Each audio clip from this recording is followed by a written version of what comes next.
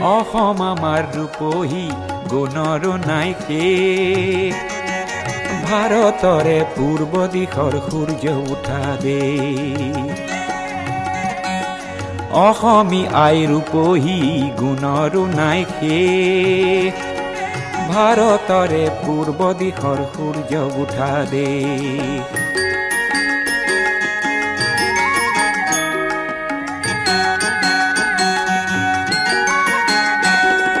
গোটেই জীৱন বিচাৰিলেও অলেখ দিবস ৰাতি গোটেই জীৱন বিচাৰিলেও অলেখ দিবস ৰাতি